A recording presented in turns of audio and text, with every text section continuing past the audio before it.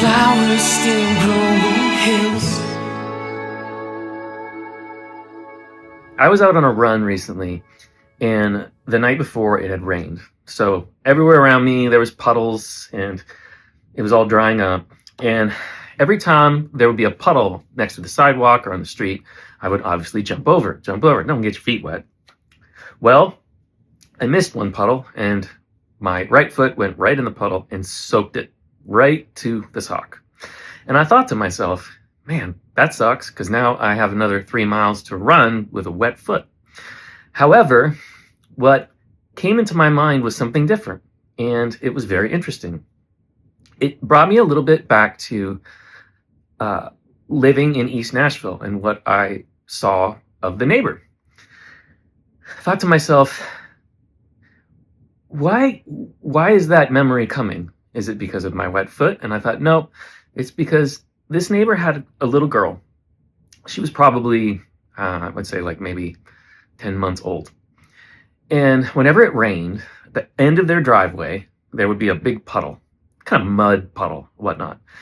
And every time it would rain, I'd say like maybe 80% of the time, this little girl would run to the puddle, jump in the puddle, play in the puddle. And if for some reason it made me uncomfortable, and it made me think back to kind of how I was raised, where everything needed to be tidy and clean. And this little girl was having the time of her life. And it just brought me so much, after the trigger, it brought me so much joy to think, wow, she is getting dirty and nasty and she's loving life. And I went to the mom one day and I said, hey, are you okay that she does this? She's like, absolutely. I thought, my inner self was like, man, I feel uncomfortable. Like she's getting dirty. She might get sick. She's like, no, I just take her in, give her a bath or give her a quick little shower, and she's fine. And I thought about that moment on this run as my right foot was sopping wet with every step. And I came up with this concept in my mind of don't avoid the puddles. And I started opening that idea up a little bit in my own mind and thinking about, where do we avoid puddles in life? Where do we avoid the things that could bring us joy because we're scared of the outcome or we're scared to get dirty? That seems to be an interesting but simple lesson that this little girl taught me, is don't avoid the puddles. Where in life are you avoiding puddles? Where in life are you avoiding the things that are going to actually help you grow, help you change?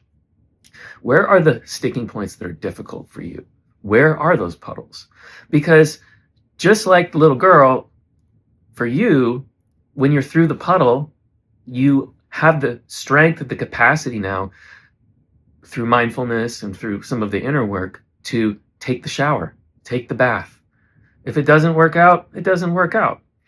And the most of the time, the fun and the growth and the excitement is in the puddles. And it took a 10-month-old little girl and a wet right foot for me to realize that it's true. Don't avoid the puddles. Peace and love. Flowers still bloom on hills.